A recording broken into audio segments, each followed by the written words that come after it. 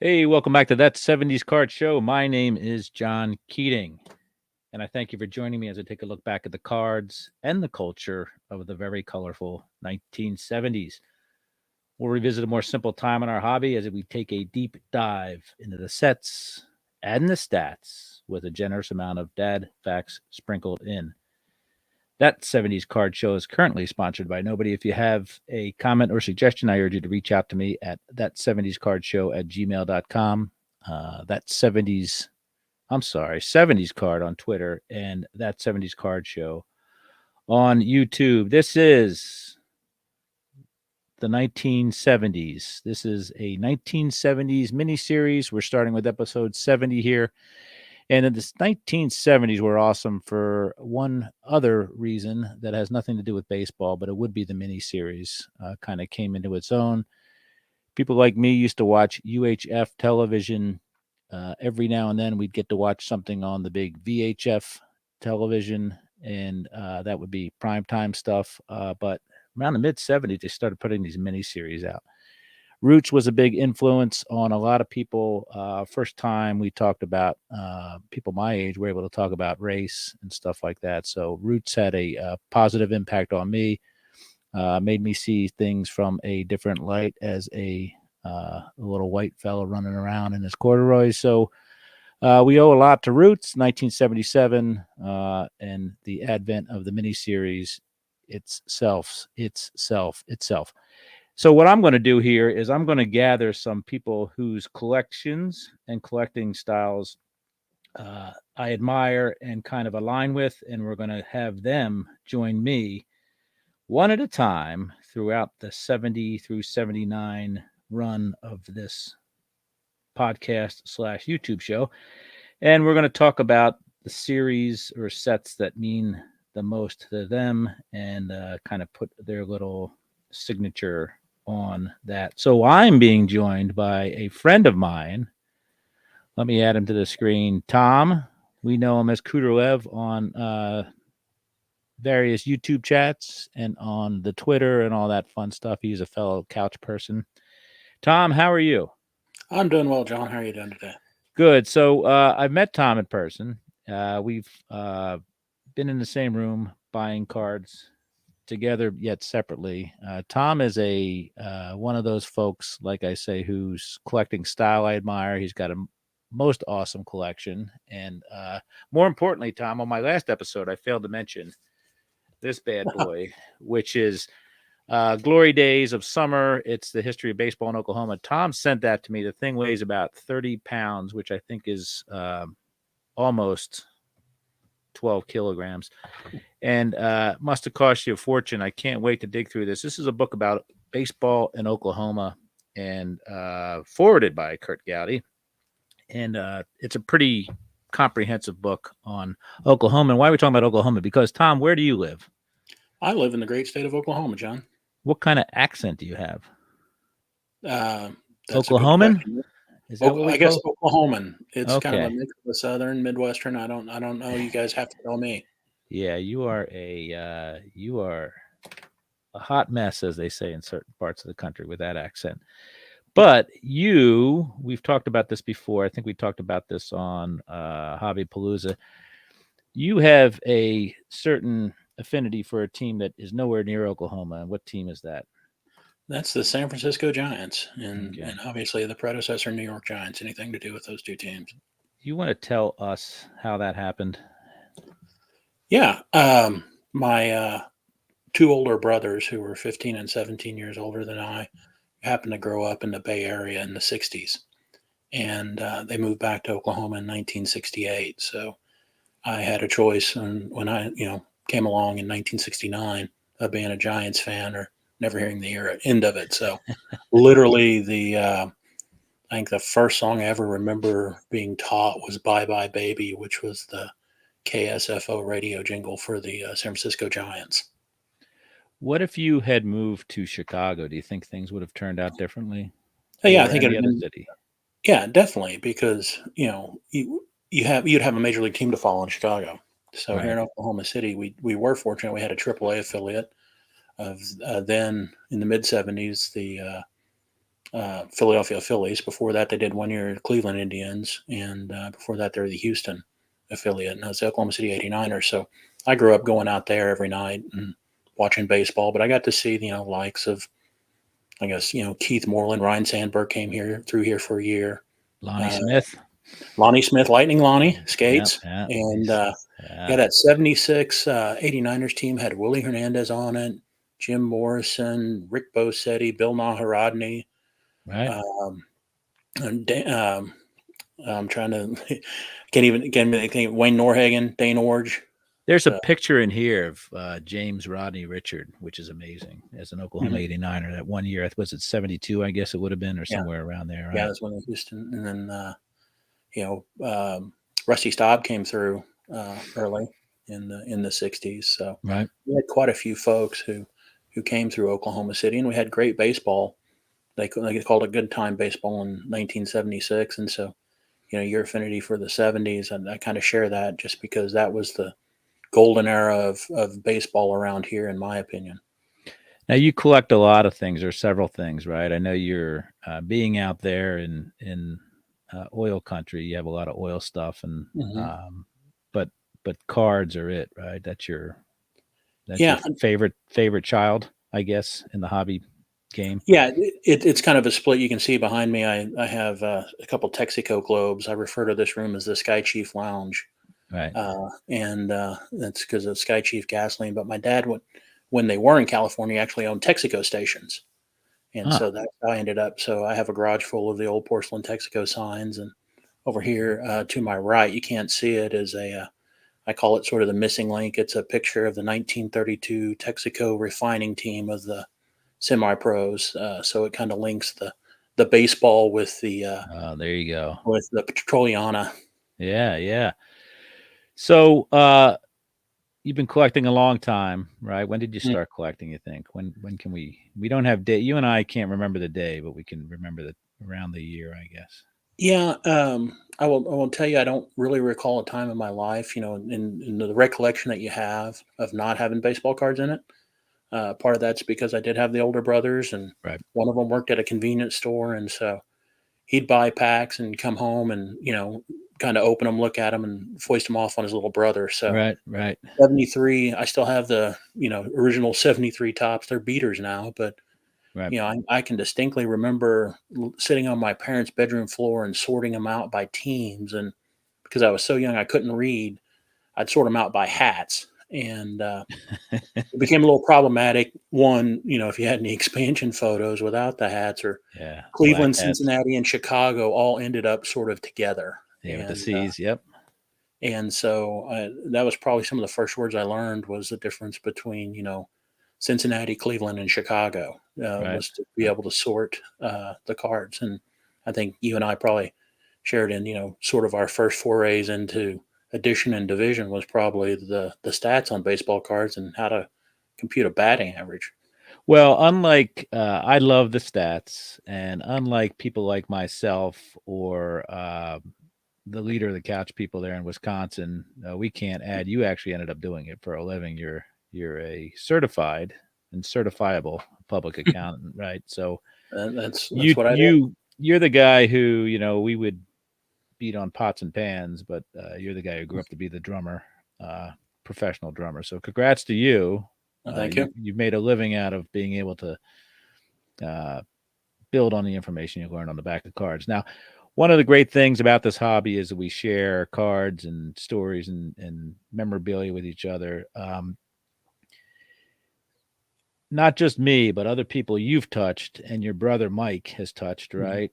With Yep. his collection, your late brother Mike. That's an amazing thing, to you sending me stuff from his collection, or Mike Moynihan, you sent a ball, I Yep. remember. Just absolutely incredible stuff. You shared a Del Murphy jersey with another one Mm. of our colleagues. So the influence of your brother on your collection must have been huge, right? Oh yeah, no, that he was the guy that really taught me the love of the game. And he was going to college, and so Tuesdays and Thursdays he didn't have class, so we called them fun days.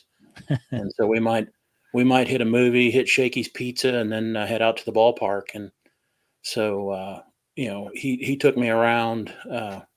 at the 89er Stadium, the All Sports Stadium, he'd wear a blue blazer and we would walk around behind the outfield wall and he'd man the gate as the players would come out, which was handy. Like when they'd have the Rangers and the Astros did an exhibition game here. So he just acted like he was on staff and so he'd open the gate and I'd hit everybody up for autographs. That's So awesome, I man. had a great That's awesome. interaction with Jim Sundberg that I'll never forget. Ended up getting a couple balls out of that. Yeah, it's and I know you've integrated his collection with your collection, and I Yeah. have a wonderful collection, and not only due to the prominence, but also the provenance of the collection, Mhm. which is pretty cool. To I like I said, a lot of the cards mean things to me that I have, and it's great that you get to carry that with you now. You have each individual collection is now one essentially family collection. So Yeah. yeah, Well, and I think that's what I've tried to do with basically as a state because I mean there was tremendous a tremendous collection. Yeah, we could have listed on eBay, but the story ends with a PayPal transaction. But right. if you send it out and you tell the story, his legacy lives on through other people's collections, and it's like the jersey that I sent Herman. I can't be more honored to think that my brother's jersey is what he's going to take to his Del Murphy experience, so he can get that Yeah. autographed. I mean that's very touching, and my brother would love that. Yeah, and that's it's an incredible thing for you to share that, and I want to thank you publicly because you've sent me some cards, you've helped me out with some things, and it's just an honor to know that I have cards that maybe your brother pulled from a pack, whether it's 68s or whatnot, or maybe whatever. It's an honor to know that I get to keep those cards now, and they're in my collection. So that's what this is all about, right? No, it's We're absolutely yeah. the stories behind the card. I often think about the cards that I have that a night at T206, like how many people have had that card, or how long did that thing sit in a box when nobody looked at it? So it's wonderful to imagine the history or the path that these cards have taken. So thank you for that, and I'm sure the others feel the same way I do. So let's talk about why you're here. And Okay. I'm not. This isn't because you're being audited, but again, I've asked um, people that whose collections whose collecting ideals kind of align with mine, and whose collections I want to see or dig deeper into. So I've asked you here, and I tasked you with telling me what set you wanted to talk about from the 1970s. And what set did you choose? I chose the 71 Top Supers. All right. Why did you choose the 71 Tops Supers? Well, it kind of goes to what we were talking about earlier. Is that lifelong collecting journey? That was the first that vintage set that I ever completed, and did that probably over the course of being 12 to maybe 14 years old back in the early 80s. In the early 80s. So what attracted you to that set? Was it because it was larger size, and it was different than what we were used to collecting at the time? Well, and what attracted me to sets, one of the things that I think is one of the best kept secrets right now in the hobby, and maybe it's not a great kept secret, was its affordability. The set, it was very affordable. So the Hall of Famers, I mean, it's 63 cards, but 21 cards of the set are actually Hall of Famers now that Oliva's made it in. Right. And in that time, Roberto Clemente and Hank Aaron and Willie Mays were untouchable to a kid. Well, $5 a week allowance, but you could pick these cards up. I mean, especially if you would, be acceptive of the obligatory pinhole because Right. they are larger and they were, so condition wise, it's not the best condition set that I have, but it's definitely one that has a special place because it was the first vintage set. But yeah, affordability, availability, and just prominence because the photos on it are beautiful. And we get into that, at least Yeah. for YouTube folks, but it's a great set. So I'm going to pop up on the screen here the I guess the wax box, the wrapper, stuff like that. Hmm. 3 cards for 10 cents, right? Right? Uh, Yeah, I do have one original wrapper on it. let's see that wrapper. So there's one of It's the originals, and I and think it came with a piece of gum. Does it not say that yeah, on it the came front? with a piece of gum. But I love the bell bottoms. If you can see, you could get a free camera by Give me a second doing here. Do doing the that same. again. I'm gonna. Here we go. I'll throw that. Yeah, Oh, free camera. Yeah. And horizontal stripes. How nice. Yeah, yeah, but yeah, the bell bottoms. I mean, it's a very period piece for the Right. time, and Right. I wonder who actually sent in for those things. In the '80s, I'd send in for the card series like the glossies, but I wonder if there's Ye- anybody out there that has the original, premiums like the decoder rings and cameras Right. and everything that they offered Yeah. in the packs. Yeah. These Probably will. I'm sure they're out there, but you know what? I don't want to say it's easy, but like when mom or dad are going through those boxes, it's easy to say, oh, maybe we'll keep these cards, but everything else was probably plastic junk, right? Oh Anything yeah. that you sent away for like that. Like, thank goodness we don't see a lot of those card lockers around because those things were the uh Oh, the yeah. devil. They were Mhm. card killers. So 71 Tops Super, it wasn't their first it was the second year they did that, right? Um, Yeah. It was really the third year in the Super. '69 had a test series that they call a Super that was a different right. cardboard stock, but '70 and '71 was consistent size, thickness. Right. Yeah, There's I have the football. 70 I have the 70 OJ and 70 Yaz. Truth be told, I only own 3 of these supers. I shouldn't say that baseball wise. I own a Reggie and a Yaz from 70, and the 71 Yaz is the only one I own. But Mhm. we'll talk about these things, how they were built, right? First of all, they're full bleed, which is um, didn't happen very much before 1970, but the 71s are full bleed, which I think obviously add to their attractiveness, right? Yeah, well, and I mean, you got the opportunity to see the full body picture, not necessarily just the portrait. They don't have a border on them, Right. rounded corners, but there's some drawbacks to that because you do end up getting a lot of miscut cards that you start seeing it's a joining card on the edge. So that's one of the things you got to look out for is the centering because there really Right. wasn't a border formed to kind of give that white space that we typically see on other cards. So they had some of a similar issue that they had with the regular '70s series. Yeah, and we don't really see that full bleed until later on, probably in the 90s, I guess, when Stadium Club would come out and some of the Mhm. other sets because of probably the issues that you bring up. And there's a lot of waste in there too, right? There's when they're punching these things out, there's Yeah, a I imagine massive amount of waste, right? yeah, I can only imagine all the little corner triangles that Yeah, where they yeah, rounded those right. corners on the die cuts. What ended up the tons of those things. Yeah, so these things are pretty cool. They're also thick, right? Yeah, They're thick. They're cardboard. They're real cardboard, right? They're not they're real cardboard, and so I put a caliper on them, and they're almost a 16th of an inch thick, which is typically a regular series card in '70. One was a 64th of an inch thick, so they're almost 4 times as thick as the regular issue. And they've got the glossy paper on the top, but one of the problems you'll see is they're really susceptible to cupping.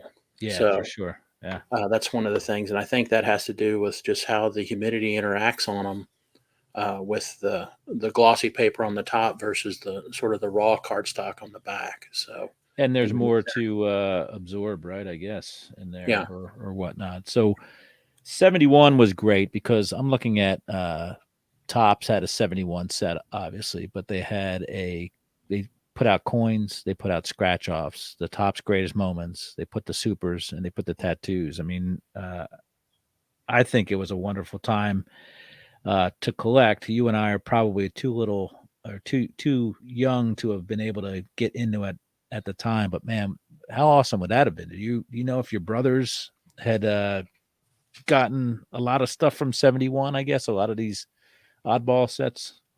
so from '71, not a lot. I mean, there were a few '71. '70 was probably thicker in my brother's collection. My two brothers suffered the fate of many kids who collected in the '60s, and when Oh, I said mom. when they moved back from California, they basically came back in one truck, and there was not room for the baseball cards.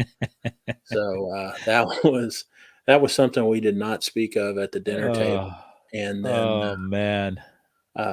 years later, I think I've told you the story. My mom ended up going to a garage sale and buying a huge box of 60 tops and 60 Yeah, yeah, leaves. yeah, yeah.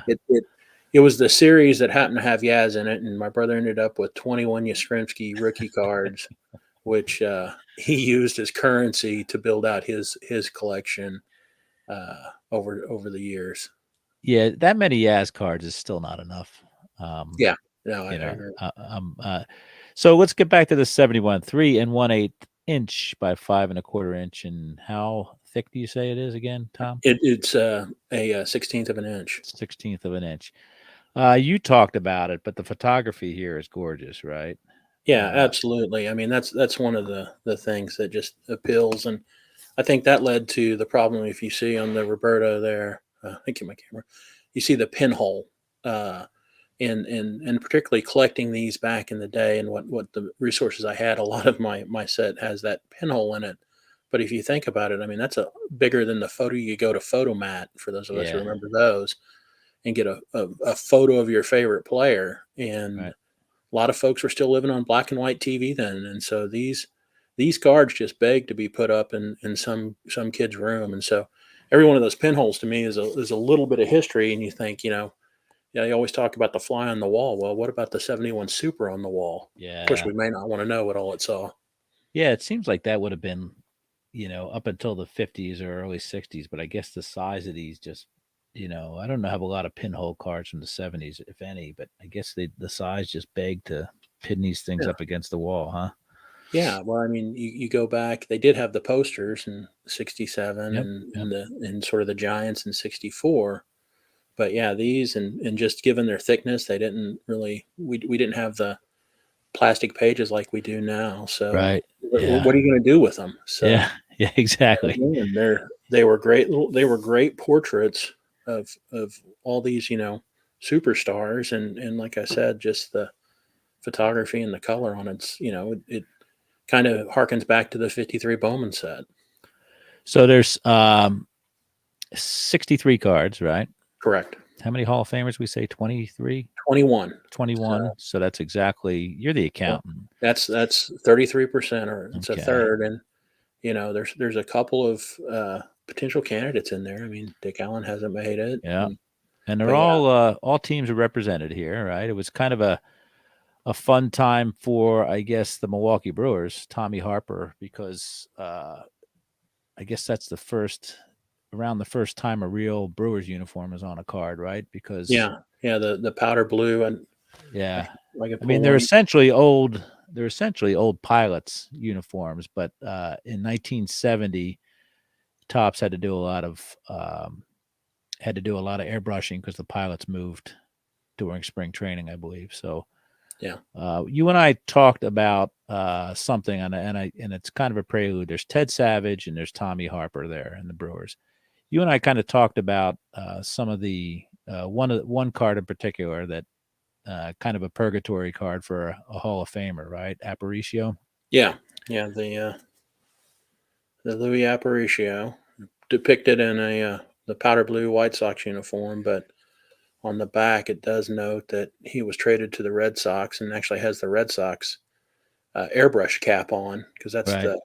that's a photo that originally was a White Sox cap, but it shows that he was traded December 1st of 70 to the Red Sox. So that actually shorted the White Sox of having two players depicted, I guess.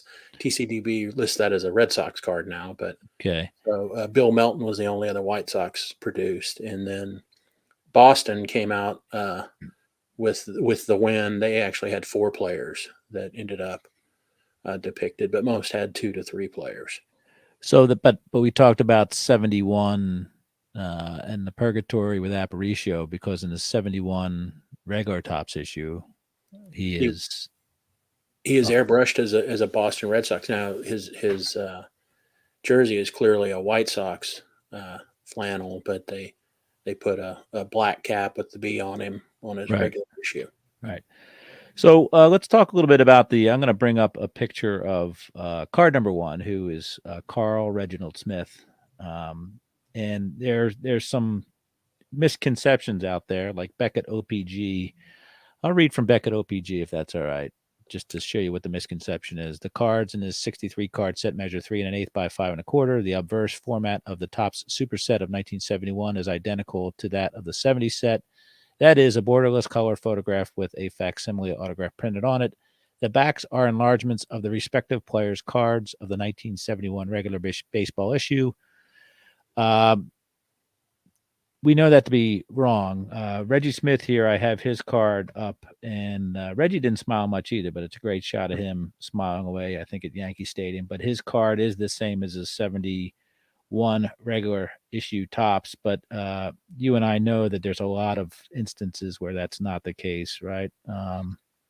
Yeah, I mean, if you look, they had a little bit more room. So aside from the statistics and the information they put on, they added the box that has major league batting record or major league pitching record as well.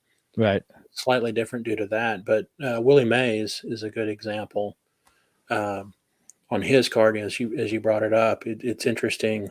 It has different photos on the back, obviously, and if you notice the word, it says hit 20 or more homers and 17 times in the regular issue, but if you look on the super here, it says it got to 20 home run mark. So I think the editor finally picked up a pen and made a change there. And then also the last sentence, it notes that he'd made 21 All-Star games on the super, but on his regular series, it says he was voted, Sporting News Player of the Decade for the 1960s.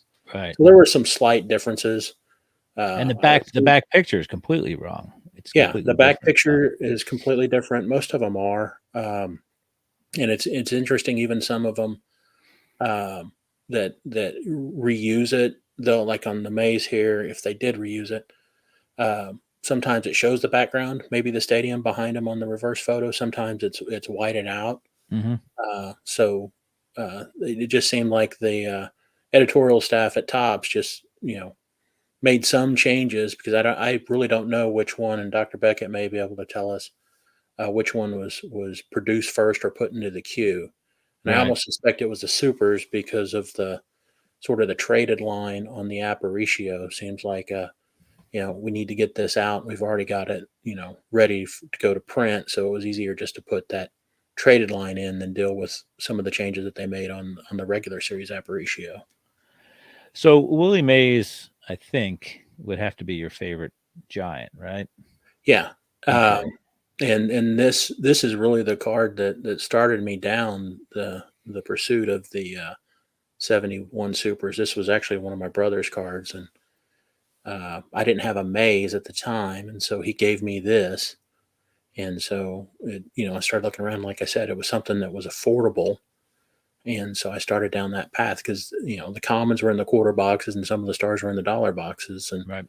this is actually one of my favorite maze cards. Just if you look at the photo, it depicts a much younger looking Mays. It's two of the best photos I think of Mays on any of his cards. But if there's ever a photo that says the "Say Hey Kid," it's this one. I mean, look at his smile. He's obviously chatting with someone as he's jogging off the field. He's got the old school flips on. Uh, Obviously, it looks like a spring training photo. Right. And then if you look at his glove, I've always been intrigued how it's broke in. A lot of spring training photos, the guys are sporting new leather, but that thing looks like a wet noodle that he's played with, and Right. his old reliable glove. So What to do we me, think of his signature right there, Tom? Is that I mean, that's the same facsimile that they use throughout. It's the same as what he has on the regular issue. But I think we all know that his signature changed over time and had yeah, much longer sort of stripes on the W and the M. So gotcha. you know, Topps had an exemplar signature from some time, and Yeah. that's how Willie felt like signing it. The authenticating companies probably know the generations of signatures that he had, but that was pretty common for his signature on the face of cards. Now I'm on record saying Willie didn't have a lot of good looking cards for whatever reasons. Yeah, He wasn't as photogenic as Clemente or Ernie Banks or Billy Williams, but this card is beautiful, and what better way to do it than on a oversized card, right? yeah. It's and like I said, that's probably my favorite Willie card, and like I said, it to me it captures a say hey kid. Now, on the other side of that uh, argument is this guy. And this is one of my least favorite Carl Yastrzemski cards for whatever reason. I don't know why. Maybe he just, as usual, he just doesn't look like he's that into it. But same thing there. His the back of his super card, I believe, is the his 70 tops picture, right? Hmm. And wording's a little bit different as well. So uh, all these cards need to be, whatever you read about this stuff, especially on Beckett, needs to be taken with a grain of salt because there are some massive differences in the backs of the cards. But for the most part, I think we can agree that it's a great looking set. You have all 63 cards, Yes, I do. and how many of them do you have in front of you right now? Well, I have either in front of them or beside me. I have all of them, Can you but I bring could that Pete Rose card up? Because yeah, Pete Rose isn't necessarily a handsome human being either, but that's just a beautiful card as well.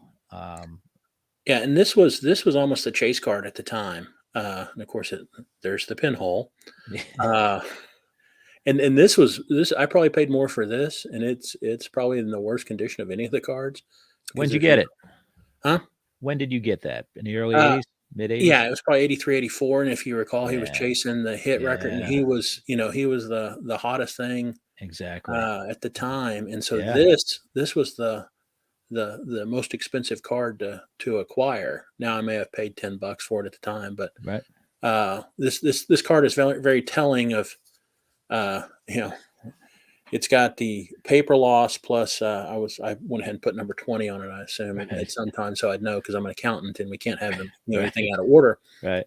But You- and it- it's got a couple wrinkles, but um, that's what I could afford, and so I don't intend in upgrading it because not only does it sort of capture 1971 in my mind, it captures 1980 82 in my mind because that's what I was where my collecting was and what I was able to accomplish. And Yep. to me, that's priceless. Rather than having I'd rather have this beat up Rose than a PSA 10.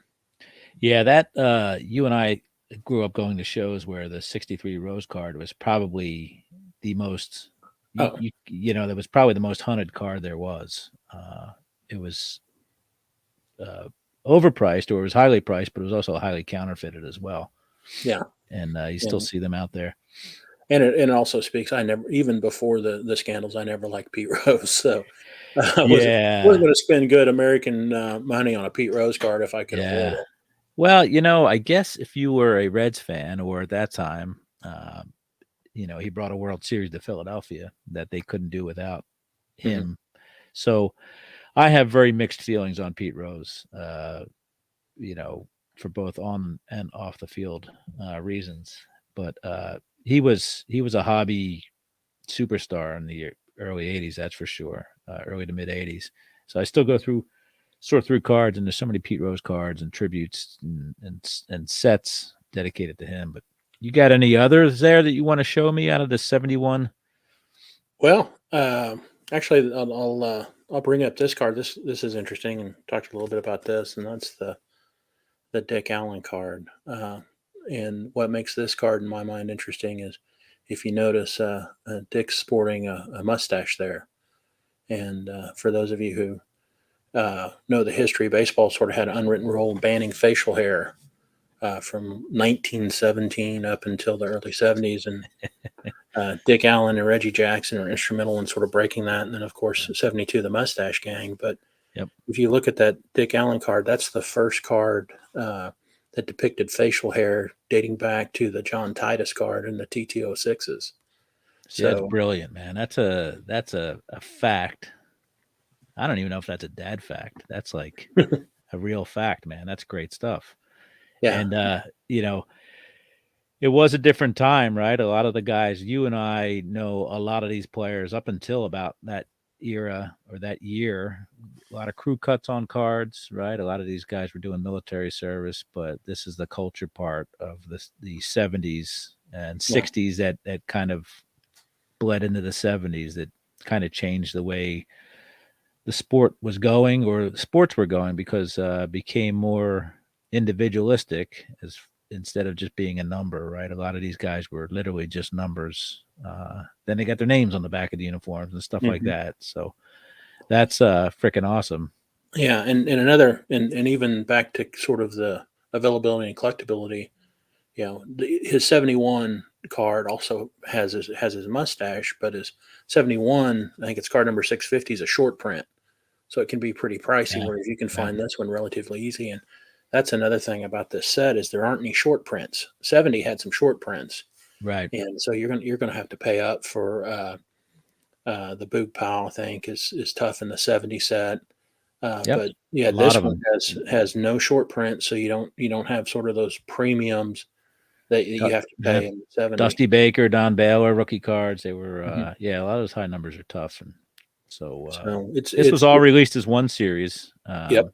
So took you, wonder how many packs were in a box because 3 packs times whatever. Wonder how many boxes it took you to make a set. But you and I will never have to Yeah. know that, I guess. Yeah, and from what I understand, you might even with a 3 card pack, you might even get dupes in a Oh, really? Oh, yeah. So that's frustrating. yeah, But yeah, I try to altogether between 70 and 71. I think I have a lot more football than I do baseball. I only, like I said, mhm, I only have 3 baseball, but I probably have about 10 total of these supers. These are great cards. In fact, I'm probably going to air this show in a couple days, and I'm probably going to go on eBay tonight to try to scoop some of these up so that yeah. nobody beats me to the punch. Um, Well, they're like I said, they are a great entry level card for some of these Hall of Famers. right. And again, I hear people all the time say, "Well, I can't afford vintage." Well, you can't afford a certain segment. You can always find a lane where you can Yep. pick up something. And so the 71 set, the 68 game pieces, or the 69 decal edge, Hmm. those those are vintage sets that still have relative affordability. I mean, you can get the 68 game piece mantle for a reasonable price, under Yep. $50 in cases. And so, if you're And a little these are bit inner circle Hall of Famers. I'm gonna run down a list real quick here. Talk about inner circle: Clemente, Reggie Jackson, Hank Aaron, McCovey, Bob Gibson, Yaz, Seaver, Kaline, Mays, Killebrew, Brooks Robinson. These aren't there's some in there like Joe Torre or Gaylord Perry that are lesser known, and Fergie and Mhm.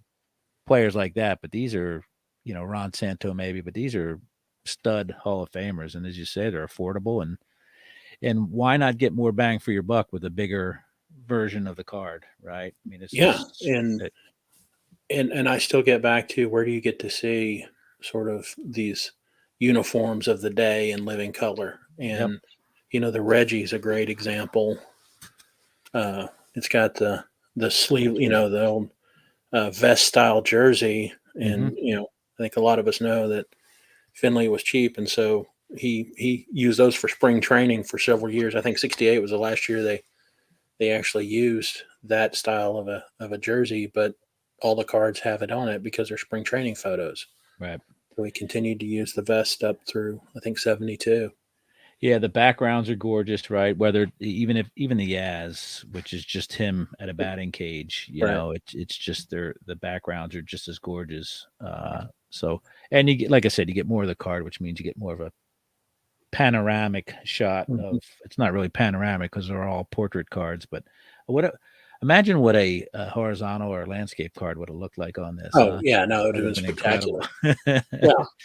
Well, and that's, I mean, like I said, I'm not a big Rose fan, but that's what I like about the Rose is you've Yeah, got the on deck circle. There's a glove. There's the just some dugout. Yep, equipment laying around, and yep, yep. sort of captures.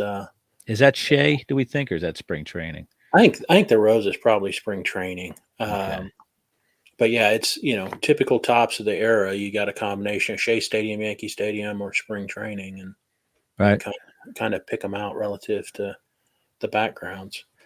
I'm going to again dip in the Beckett OPG here.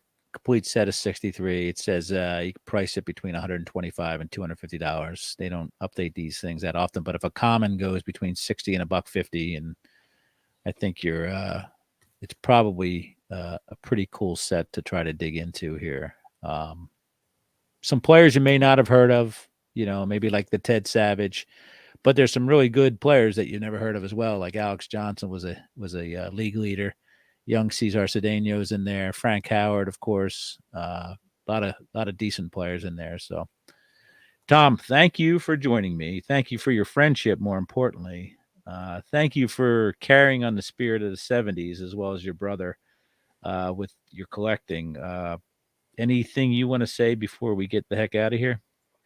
No, I just appreciate being invited to do this. I think it's a wonderful hobby, and I really hope folks embrace it and enjoy it for something other than sort of the monetary pursuit of the cards. Each of these cards kind of capture a history and time and a player, and to me, that's kind of what my collection is a curation of each season. And so I really enjoy all aspects of the hobby, and I hope people continue to embrace it and realize what we have in it and what some of these cards represent, not just the goats that are the chase cards, but there's some wonderful commons out there that to me are just as priceless for other reasons. So I just encourage everybody to learn about these cards and continue to enjoy the hobby. All right, Tom, you're my kind of collector. So thanks for stopping by and sharing your stories and your appreciation of this set. You can stay with me as I read my last paragraph verbatim from the paper that's hanging up in front of me that clearly says wrap up. Thank you for joining this week in my journey back in time. If you have a comment or suggestion, perhaps you have a set from the '70s you'd like to hear more about, please reach out to me at ThatSeventiesCardShow at gmail.com. 70s Card on Twitter or that 70s Card on YouTube. The music on the podcast is provided by Mango Safari. Wonderful, wonderful beginning of 2023, Tom.